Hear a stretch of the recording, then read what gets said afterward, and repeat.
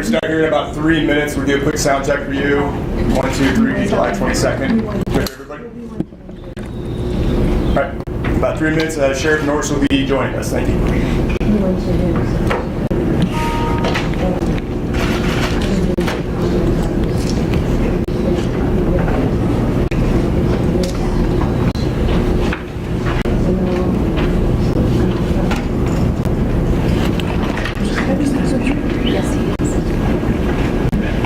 Getting you a few VO shots. Okay? Thank you for support continuing. Well, at the Haiti, at his town, for support or continuing. No, you just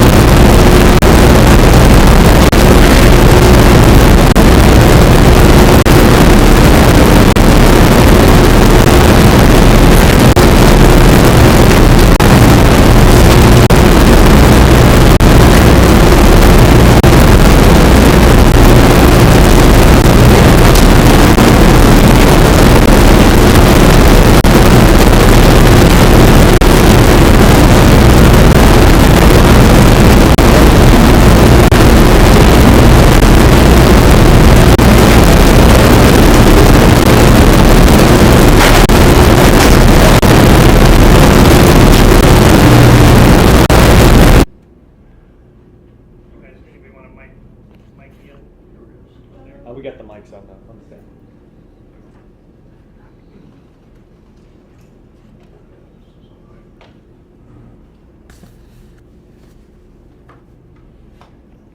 Did already do a mic check?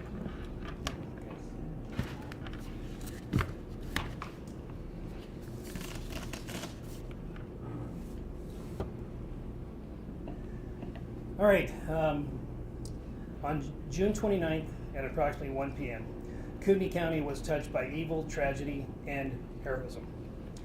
This was a premeditated ambush, a pure act of evil against the people we look to for help. The suspect chose an area heavily treed, heavily brushed, and he had high ground advantage. This investigation is active and in its early stage. Some components of this investigation are not yet complete or still unknown. Some scene details will not be discussed. Period. Our hearts are with the families who will be forever changed by this horrific act of violence.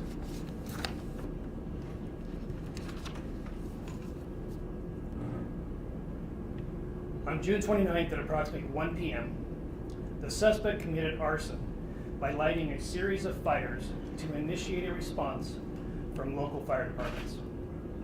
We know this based on evidence at the scene. We know this, he had gas in his possession, he had small compact lighters, and he had a flint fire starter, and additional evidence to be discussed later.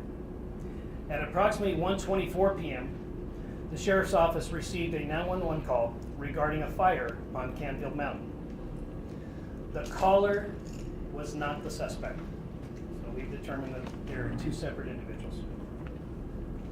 At approximately 1:40 p.m., firefighters asked the suspect to move his truck. The contact is being described as confrontational. At approximately 1:50 p.m., the suspect, who had lied in wait, intentionally attempted to murder Dave Tisdale, a firefighter for the Coeur d'Alene Fire Department.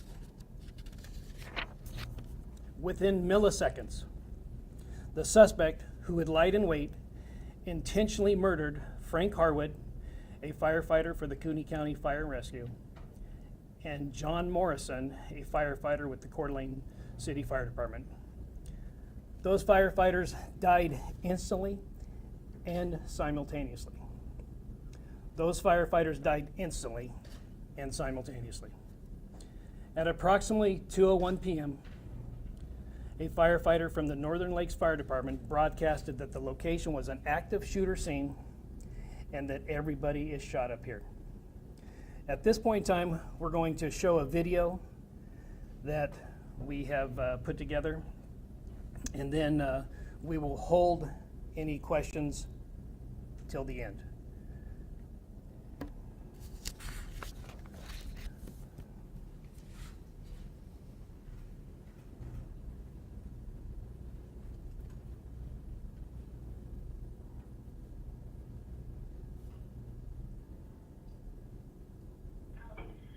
What's the address of your emergency?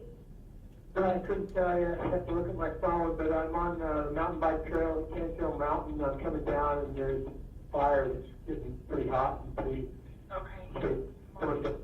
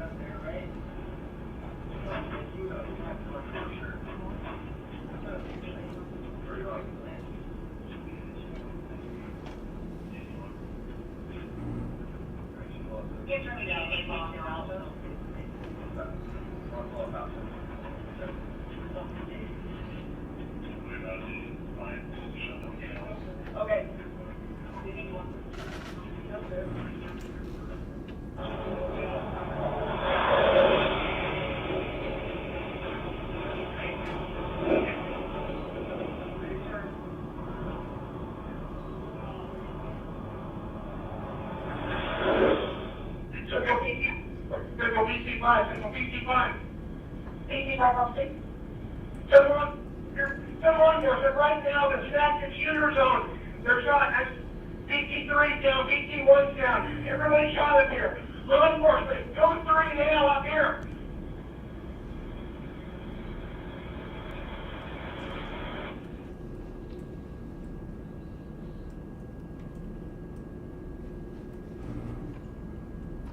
Shots fired. Copy, shots fired.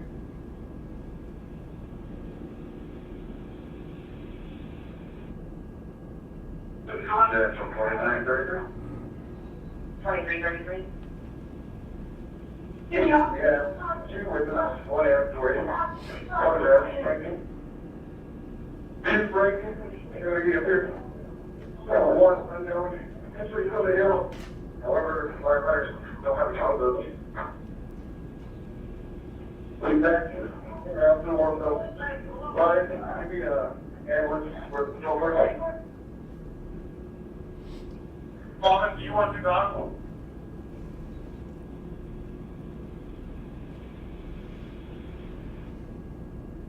Left hand, quick push down 100 yards, so you can ambulance view. Right front. Ryan, we're gonna get the Bearcat down to the other. I don't want to push you too far away from us. You have a bunch, need identification. As the bus brings out back up, bring the child to our closer. Yes, the closer, always Bearcat.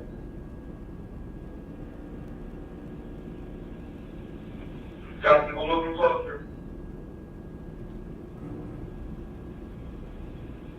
Do you have a deputy down?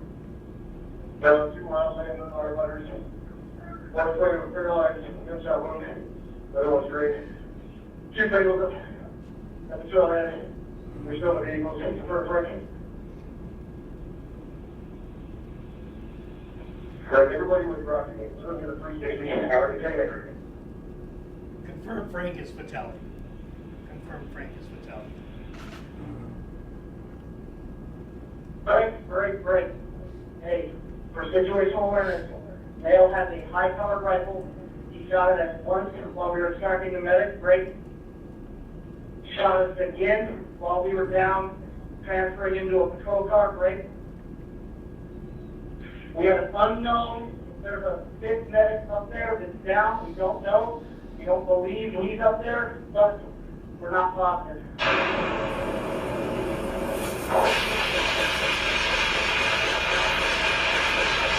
Shots fired.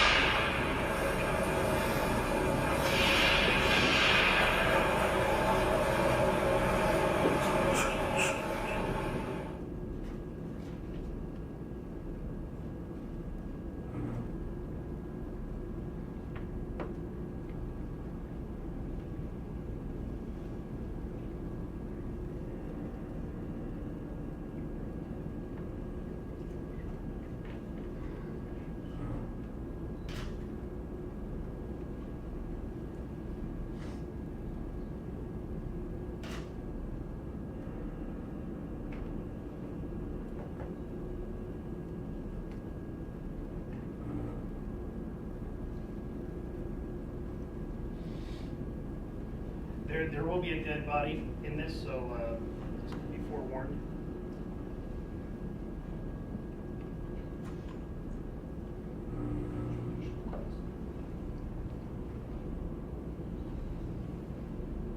Sheriff, is this the drill? Yes.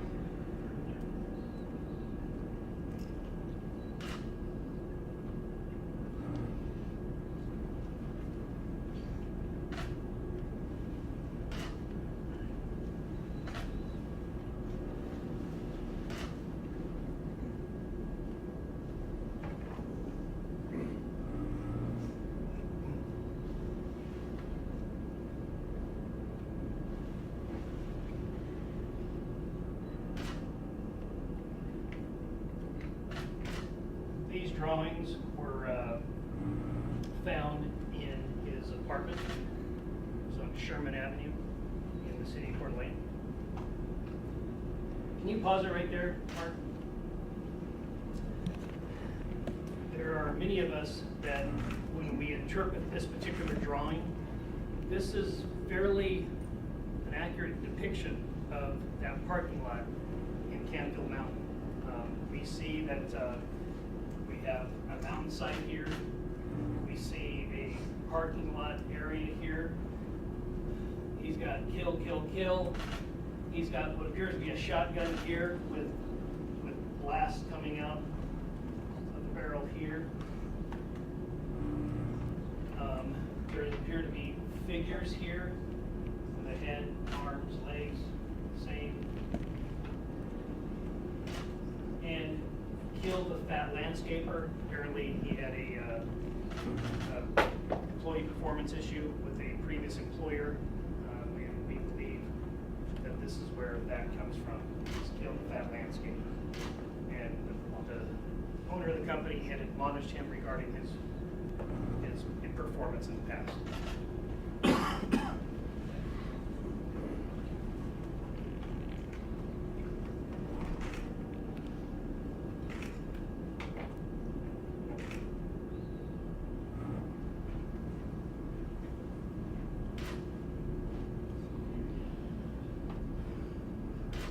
Pause it there.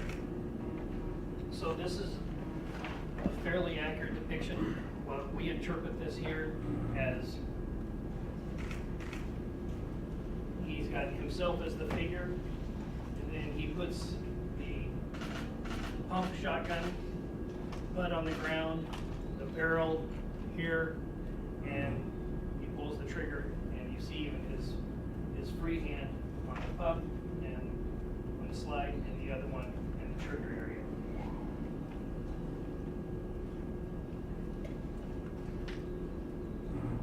Sure, where were the drawings found?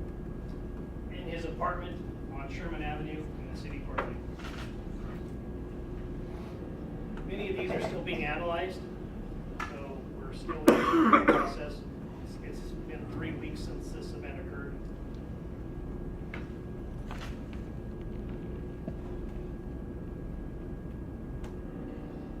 An Instagram post. The suspect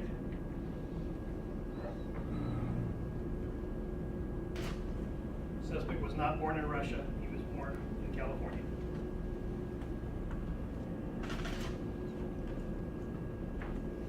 He had incomplete processes to join the military. And as we previously stated, we had 5 local contacts with law enforcement here. All very, very minor in nature.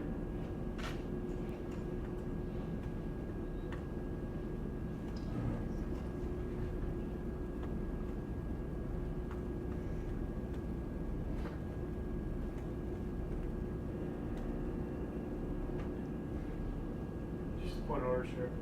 Are we going to have access to these screenshots after the fact? They will be available at some point, I guess. Not today. I'm not sure yet. We're still waiting for. I'm only asking because of the brief time that we have to see them. Right. Got you. Okay. Pause it right here. This was a letter that was found in his truck. I'll read it to you. It says, "Hello, Father. I write this to you in a concerned effort that you may read this in utmost sincerity. Tomorrow I shall go into battle. If I survive it, would be with utmost dishonor. I bid thee farewell. I hope that you shall live to the fullest extent as you have thus far. I beg that you do not fall into the traps of modern existence with media and other false pleasantries that have plagued the minds of individuals today. Propaganda of sorts. You are an outstanding individual, and I wish you the best."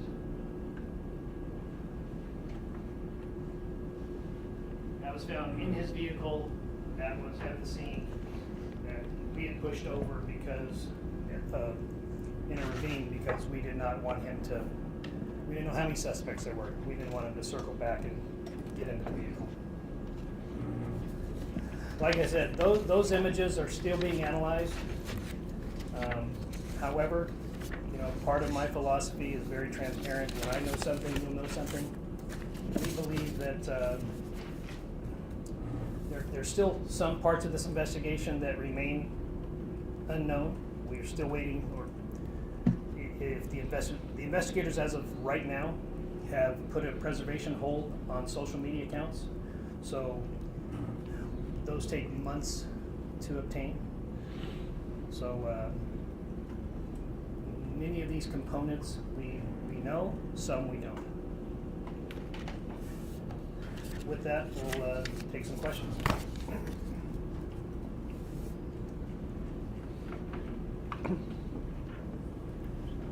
Yes, ma'am.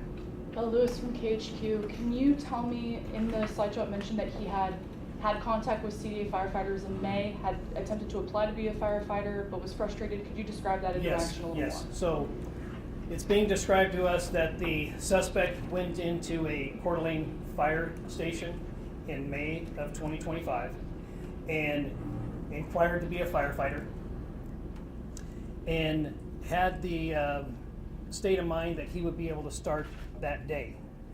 He was told there's a process, that you have a written exam and a physical agility and a background investigation and an oral interview.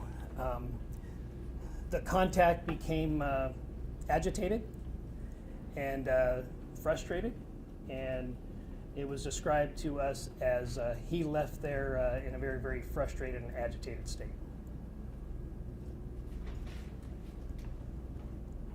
Yes, ma'am. For those of us that might not know, why were higher-ranking firefighters some of the first people on the scene? Is that standard procedure?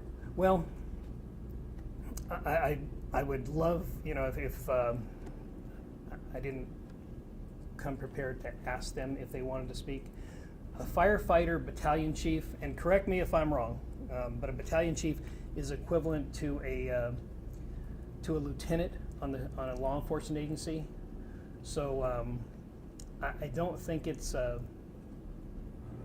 of protocol for them to go up to be out there to assess, to see how many resources are likely going to be necessary to develop a strategy. And I'm looking at to develop a strategy of how we're going to attack this fire. So I don't think it would be out of the ordinary for battalion chiefs. Would you concur with what I said, or? Correct. Okay, so yes. A couple questions. We saw a brief slide of the shotgun. Yes. Is that a pump? It was a pump shotgun, Maverick Model 88. And then the progression, you said that Dave Tissel, was he shot first? He was shot first. Was he outside the vehicle, inside? He was outside of a vehicle. Was there any reaction that we know of? The only thing that we can surmise, and this is based on the evidences at the scene, is that Tisdale was on the passenger side of Coeur d'Alene Fire Battalion Chief's vehicle, on the passenger side, between the extra cab area and where the bed starts. Between the what? The extra cab area. Oh, extra Okay, cab. so you had extra cab area and then where the bed starts, the bed of the truck. Sure. So that's where he was found. And Frank and John were inside the vehicle. Was it believed that they were shot from the external of the vehicle? Yes, and Frank was in the passenger side, and John was on the driver's side. Were they shot through the windshield, side door? The window was down. However, we believe that the shots were so simultaneously that and the location that they died instantly.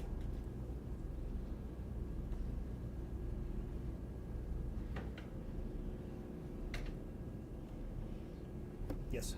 The drawing the suspect made of himself was a shotgun, right? Yes. Was that consistent with what you found on the scene? It is consistent with what we found. Yeah, it's been very consistent. Sheriff's Department had asked the Spokane County Sheriff's Office to help with helicopter support, 2 helicopters, if I remember correctly. Correct. And I know that Kootenai County has access to their own helicopter, which wasn't used during this time, and hasn't been used for a while. Can you give us an update as to why it was not used, and then a timeline about when you will have use of that again? So there, it was down for maintenance at this particular time.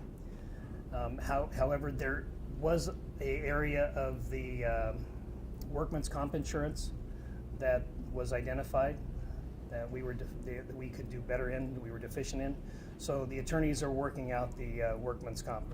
It should be noted that on that subject, that Kootenai County deputies have been going up with Spokane County helicopters for years. And it was discovered that there's the same workman's comp issue, that they weren't covered because of some sort of a language. So there was language that did not cover them while they were in an aerial event. So we're working on resolving that. So I saw a hand over here. Yes, ma'am. I just wanted to double check, the person who called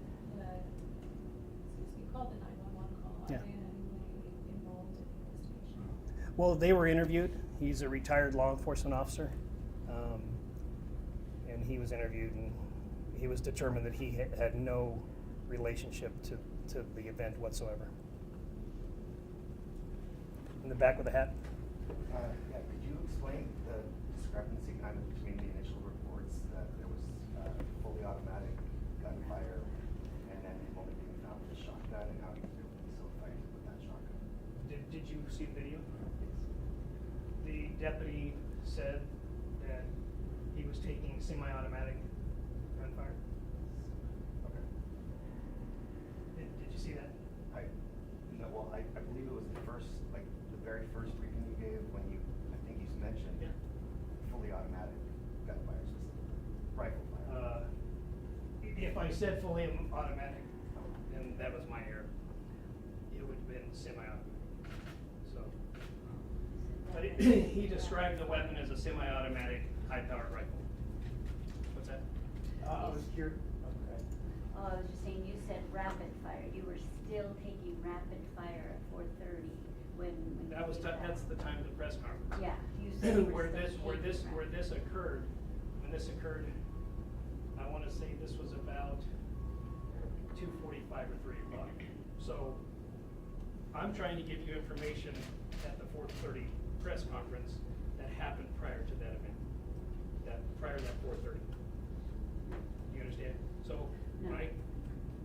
So we get information. Yeah, we're taking automatic gunfire or semi-automatic gunfire based on the deputies that are out there extracting these victims, extracting 4 citizens, extracting our firefighters.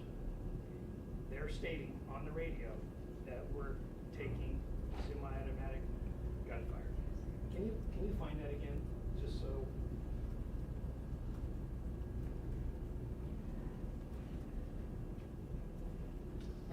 I'm not quite But sure. I think her question says, she said your press conference at 4:30, you said you were still taking Yeah, gunfire. But that's what I'm- but that sounds like 2 hours after the last shots were About fired. an hour and a half, yeah. So that was just the heat of the moment. That's your information at the time, but it was after the action was in court. I'm trying to give you up-to-date information at the time. Does that mean that as I'm talking to you, I have a radio in my ear wondering what's going on? No, I'm giving you up-to-date information, what's occurred in the last hour and a half. Or since we created that command post to locate the suspect.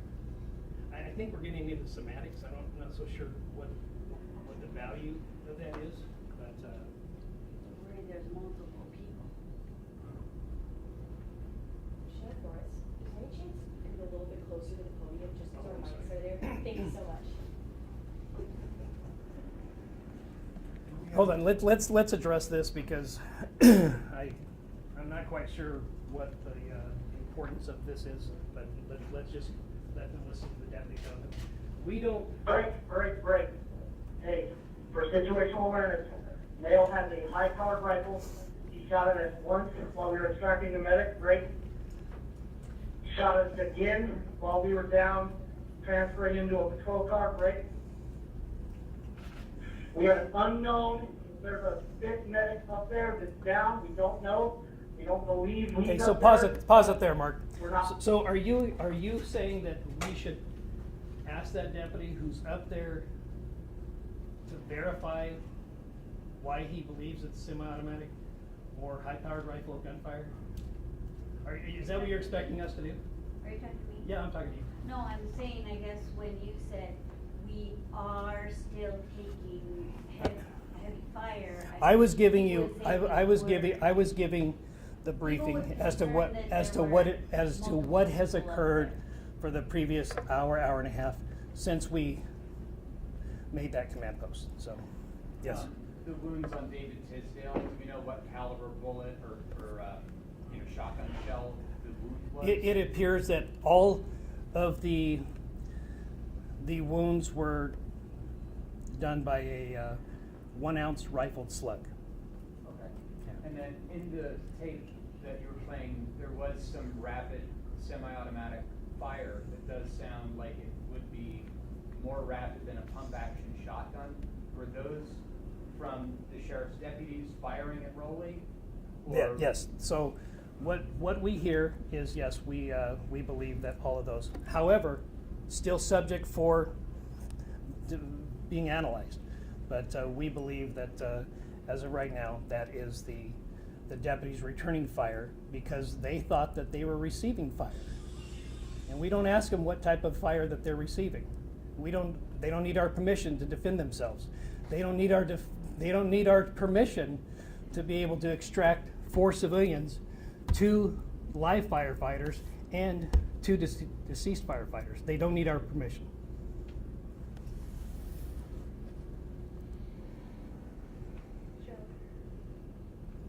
Go ahead. Do we have any indication how many rounds he fired? It's still under investigation. The suspect fired, right? Yeah, Is that what you're saying? Yeah.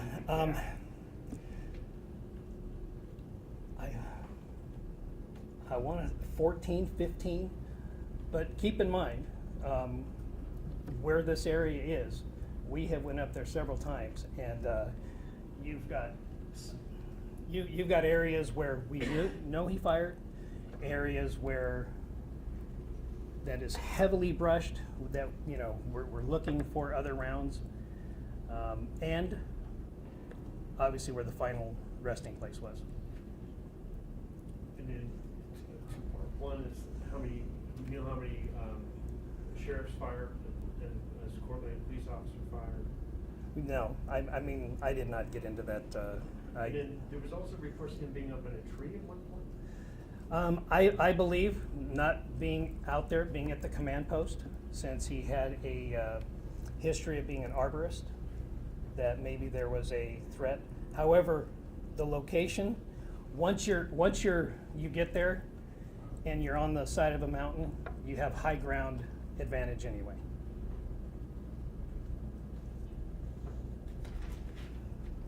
What drone technology was used? Whose department was that? Now, Summer, you know I'm the least IT technology. The question was what drone technology? I don't know. This was not ours, but that's what we want. That's the one we want right there. But this was not ours. Does anybody know what drone model it was? Skydio. Was it? Skydio. Skydio? And that's the one that we want to get? It is. Yeah. Okay, so Skydio.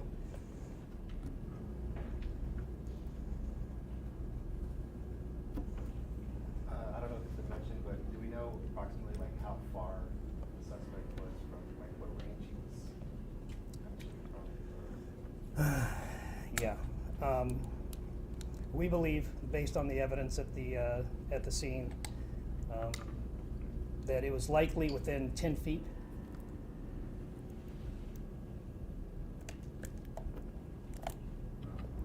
Yeah, go ahead. obviously we've heard the 911 tape from the fire side. Can you talk about how law enforcement began the stage and the process of how to enter the scene whenever you have an active shooter or Yeah. inactive? Yeah, absolutely. So this particular event did pose some challenges for the deputies that responded on the scene. And having an active shooter in a rural environment that was heavily treed, heavy brush, did pose some significant challenges. The radio transmission from Fritz Wiedenhoff, who was the firefighter that saved a lot of lives that day, he did an outstanding job. And he is the firefighter that you hear saying, everybody turn around, go back down the mountain. He did a great job. So there was a decision made that it had become so dangerous, at such a disadvantage. The deputies knew how that particular road had an S-turn and into that parking lot. So there was a decision made to wait for the Bearcat.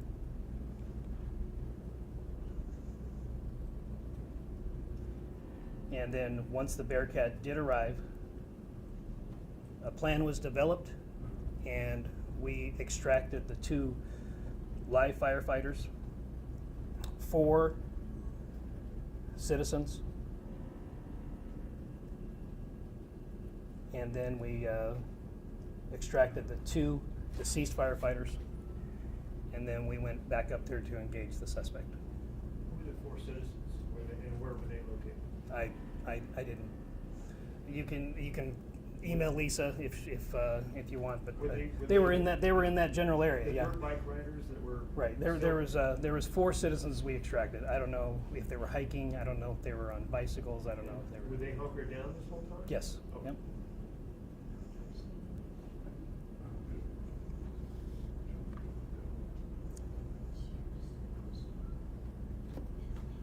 In the video, there was the Instagram Hunter post, and there were some words next to it. Was that a transcription of the video, or a different post, or something else? I'm sorry, which one was it? The Instagram Hunter video that was the That post. was just a post from his Instagram that he put up there. And the words next to that, was that He a? posted all that. Okay. Do you know when? I don't have it. So it wasn't at the scene here? It was not the scene, it was prior. It was prior, okay. So whenever we have a significant event like this, we want to make sure that we responded accordingly. So we'll absolutely are going to review all of our policies and to ensure that we can respond efficiently, safely in the future. And what we know right now, we believe that it was prudent because of the killing fields and the radio transmission that had occurred, that the decision to wait for a Bearcat appears to have been prudent at this time. But we are going to continue to seek some additional information on that. I've heard reports that paramedics were then placed in tactical gear. They did an outstanding job. You talked about the decision of how. They got on scene and said, let's go. And they were not hesitant in wanting to go up there. When they say bus also is another term for ambulance. So they had no problem in taking those ambulances up there as close as they could to put the people in there. So they did an outstanding job.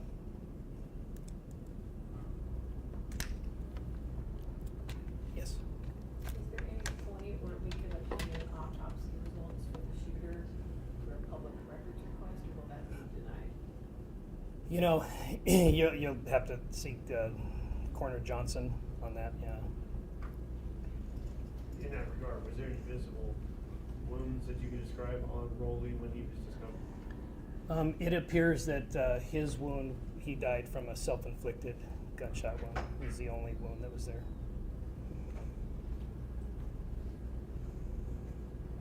Yes. Could you clarify the timeline of the initial encounter with Rowley to the time that shots were first fired by him? Yes. We believe that the contact with Rowley was approximately 1:40 p.m. And then we believe that the first shot was about 1:49 p.m. And it was one right after another in milliseconds.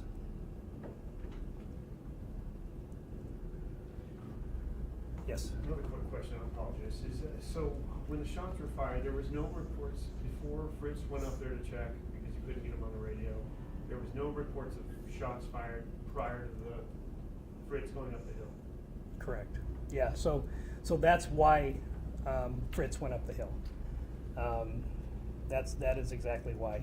And because he had no radio. right. And yeah.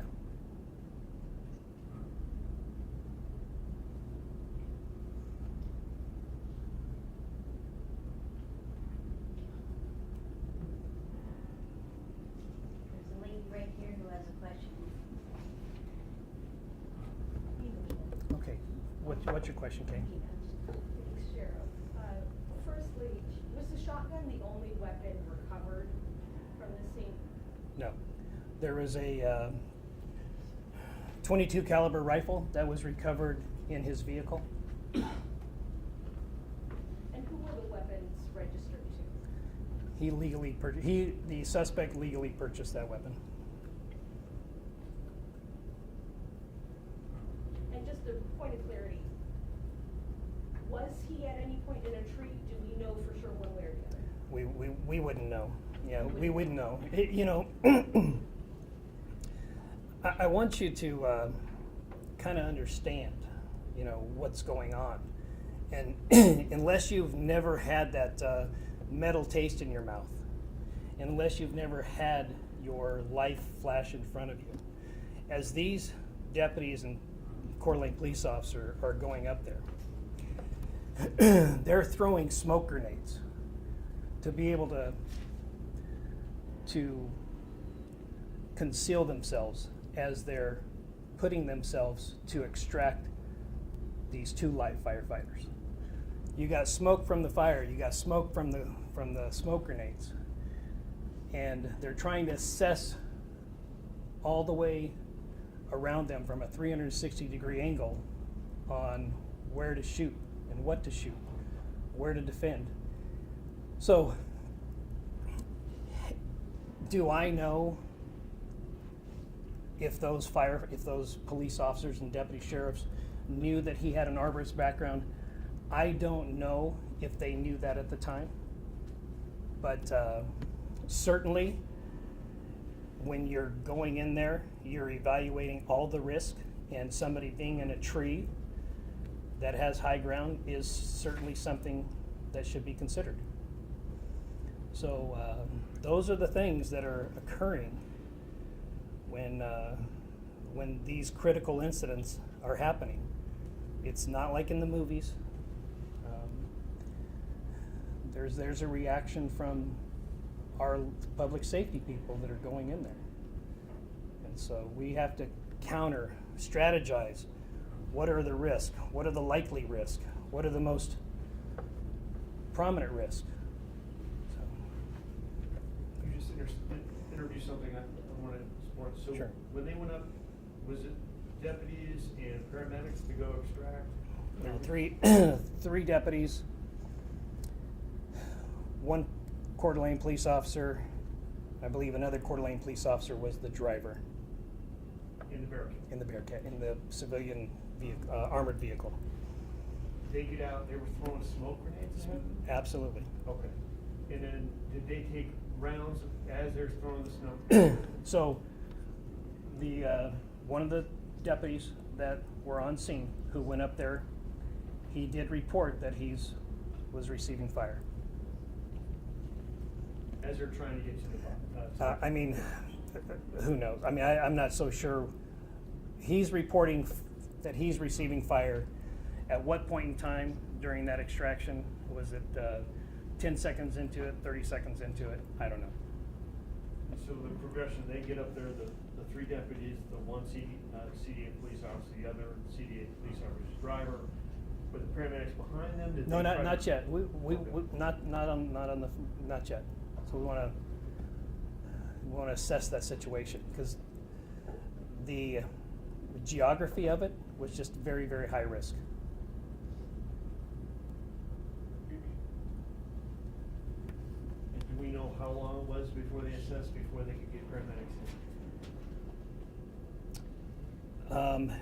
There was about 20 minutes before, about 22 minutes before the Bearcat arrived, and then proceeded to that parking lot area.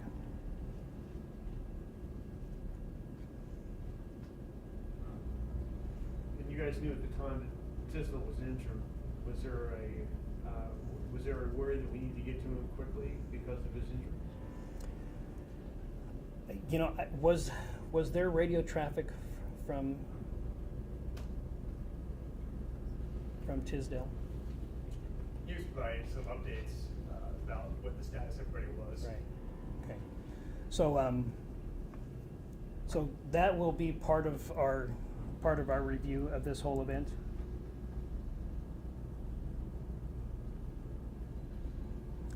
I do know that when Fritz said that everybody shot up here, that certainly went out as a broadcast. When Fritz said, "Hey, everybody is shot up here." When Fritz got up to the scene, he thought there was something wrong with the truck, so he thought they were working on the truck, and then he realized that they were not working on the truck.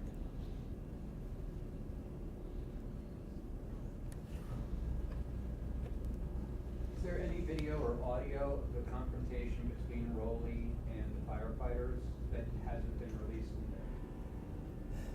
there? There is some video. I'm sorry. There is some audio. We're being told by the city of Coeur d'Alene that that video is corrupt, but the audio does work.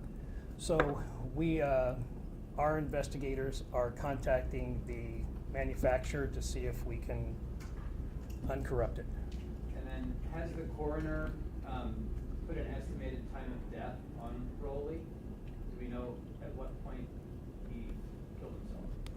Yeah, I don't know. You'd have to ask Coroner Johnson on that one. Yes, ma'am. Going back to the drawings and photos from Rowley, has the investigation revealed when those drawings were made in proximity to him going to the fire station? There's really no way to tell. Yeah, it's unknown. Yeah, unknown. The letter, you know, he says tomorrow, so one can assume that that was the day before in the letter. So.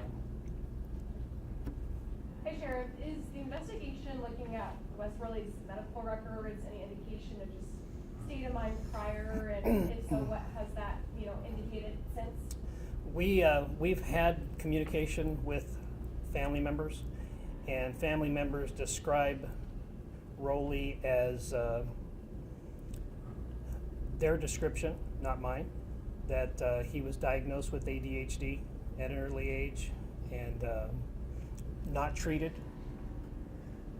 that he was described as using marijuana up until recently. He had attempted to stop.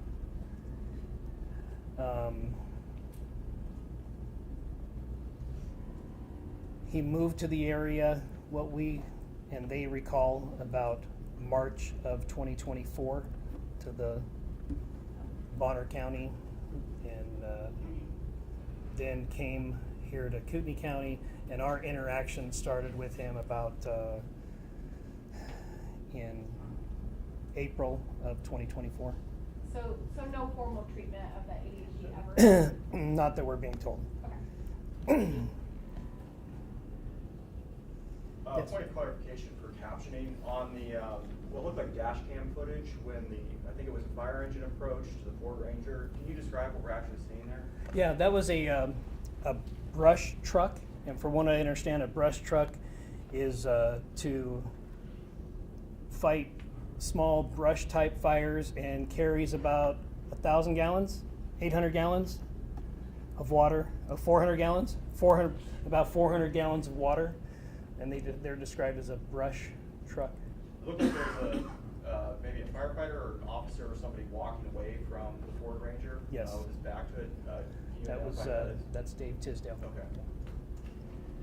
So when the brush truck, the video shows coming into the parking lot, it looks like Rowley's truck is the last one in the lot. Yeah. And Tisdale's walking back from Rowley, correct? Yeah, so the truck is originally parked closer to the gate.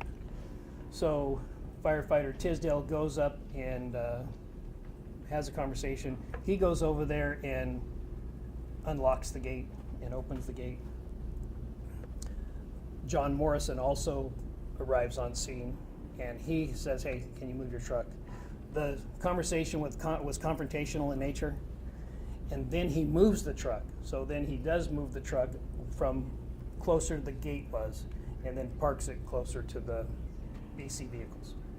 I apologize. No, no, you're good. The video, is that after he moved the truck back? It may, so the front video could be not before he moved the truck. That was where the truck was at the gate. So there's a video on the front and video on the back. So he may have moved the vehicle as the brush truck was moving on that road. So then you see the rear video that the truck is moved. Does that make sense? So the brush truck's come up. You have, Mark, can you bring that up again? The brush truck has a video up in front. And you'll see the vehicle, his truck, a black Ford Ranger, that's parked closer to the gate.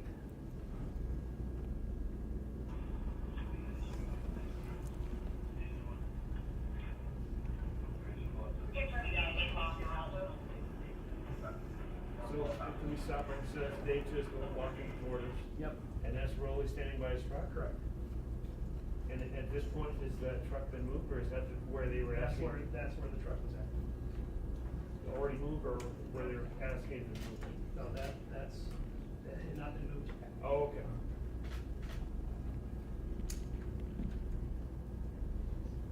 And we don't know how much longer from this video. Is it timestamp? 13:38. And so maybe 10 minutes later from the shots fired? Approximately 10 minutes later, yes.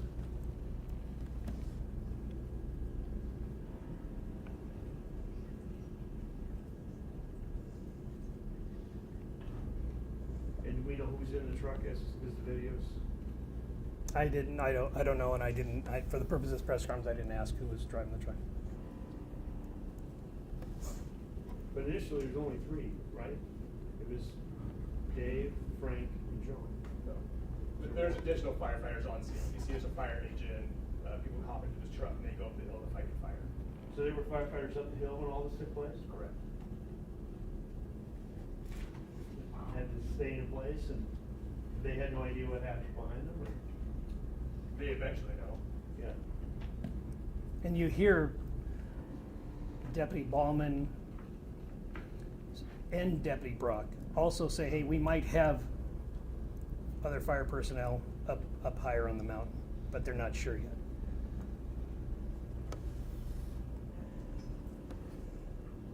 And then at this moment, do we know where those other 4 citizens were? Were they up the hill, or you know? As you can tell from the video, there's citizens all over the mountain at this point, so they're everywhere.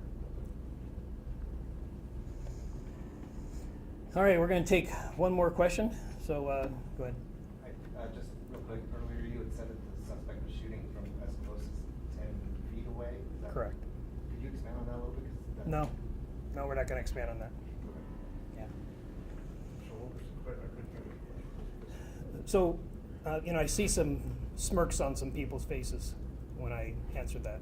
We have children that live in this community of these firefighters. We're not going to get into any details of proximity and what have you.